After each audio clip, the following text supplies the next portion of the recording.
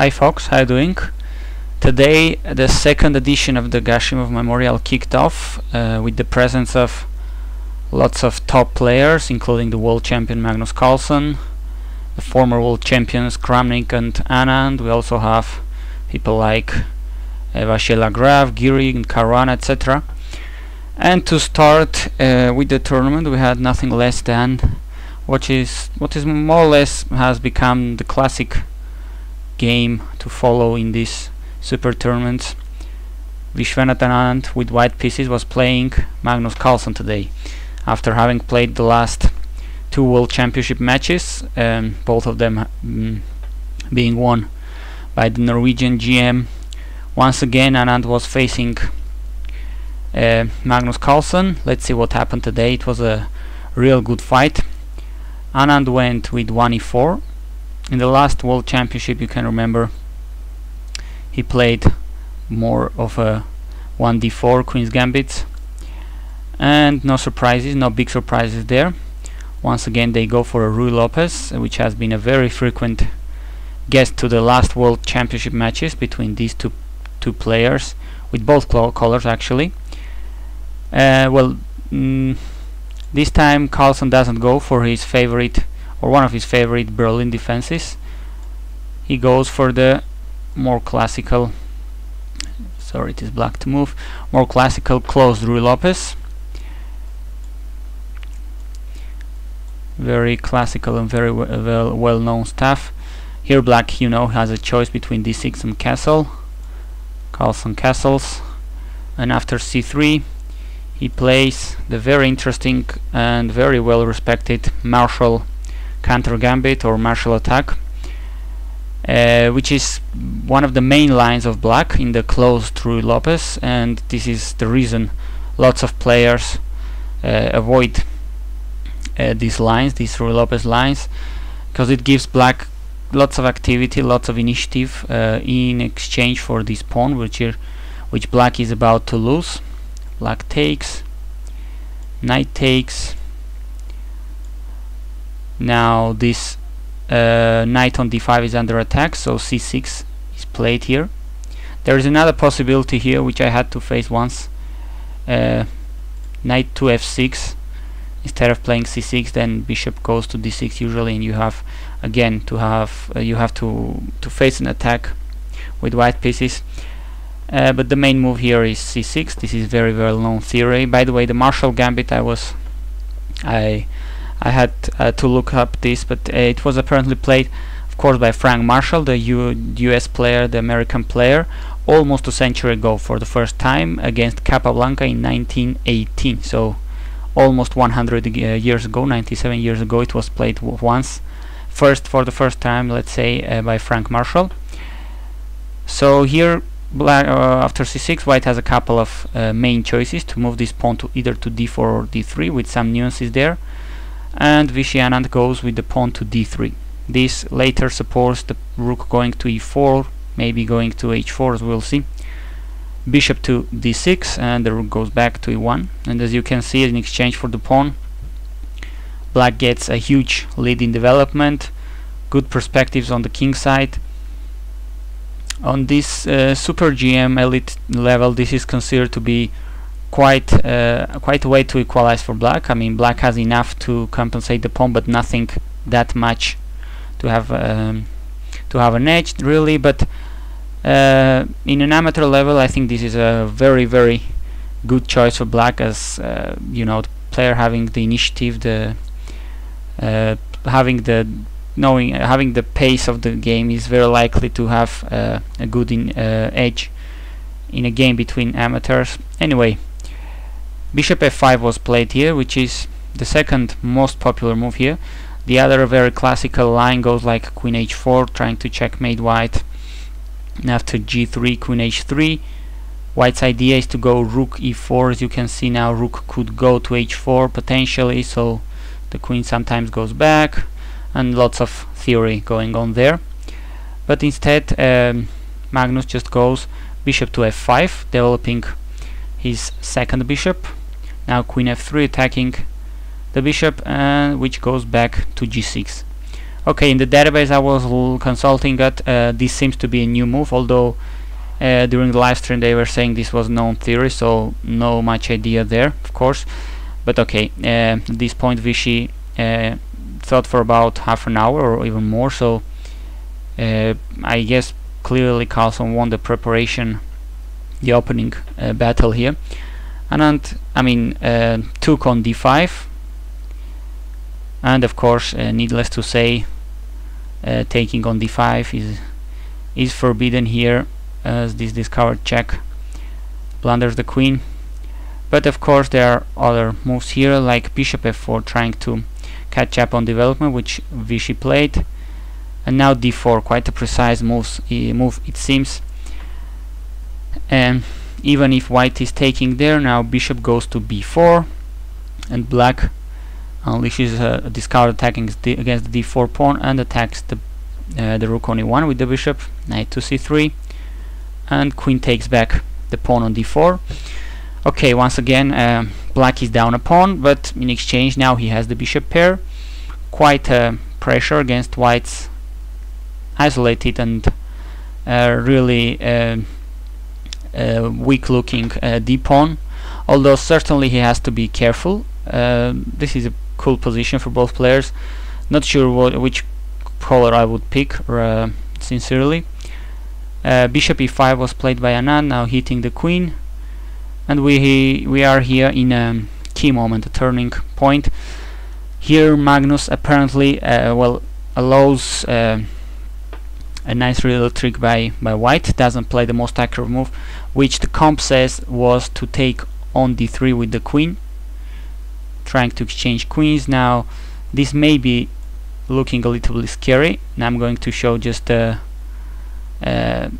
computer line. Queen should go to c4, and the comp follows with the threat here against the bishop. Well, mainly the threat on f6, which we're going to actually see in the line which was played. And after rook, this is what the computer suggests, with the queen going to c5, and it seems black is doing okay, opposite colored bishops. And well, of course this is pure computer line, so there are for sure tons of complications or nuances which made Magnus go for the line for the other possibilities we're gonna see.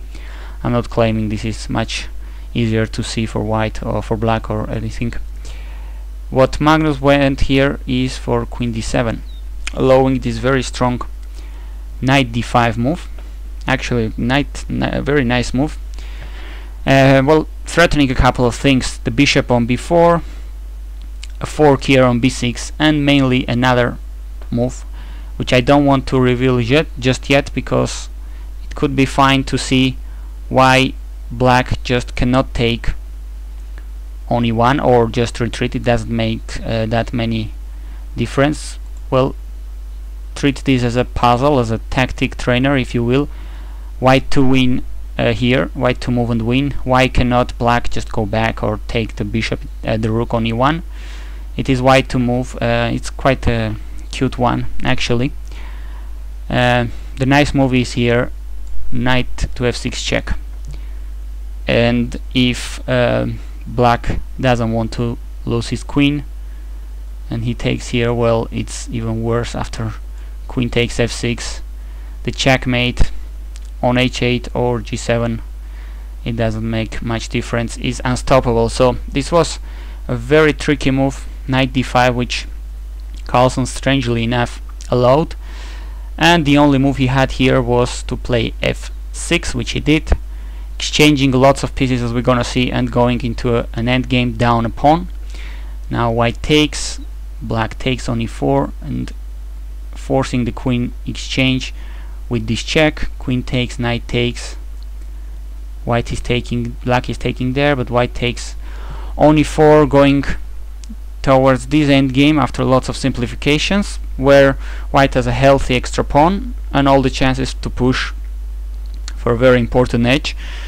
If it was Magnus playing this as white, I'm sure we'd think this is almost over. But okay, this time it is Magnus, the endgame wizard, playing with black, having to defend. So let's see what happens here.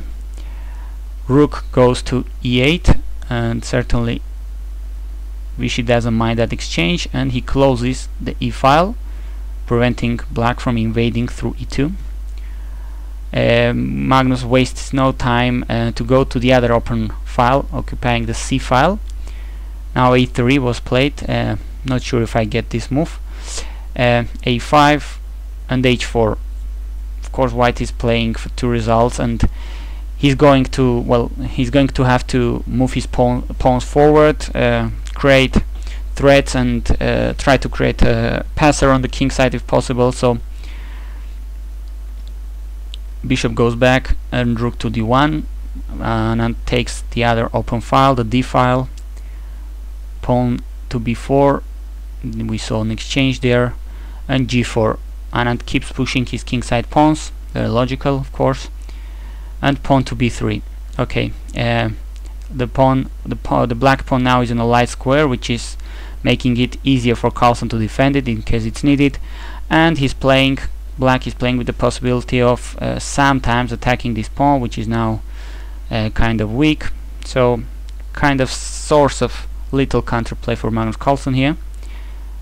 Pawn keeps pushing, h5, bishop f7, and king goes up, king to g2, king f8, king g3, rook a8.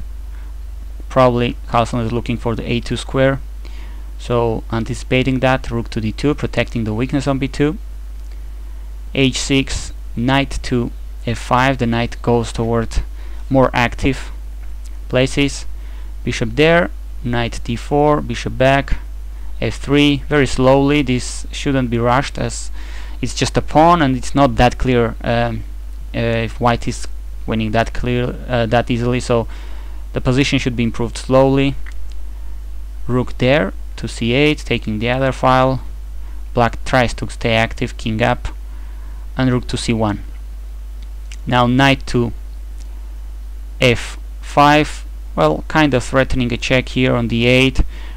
Also having e7 under control, this would make this king looking a little bit uncomfortable. Bishop e8 would be the only move, and certainly that pin doesn't look that comfortable there, so king to g8.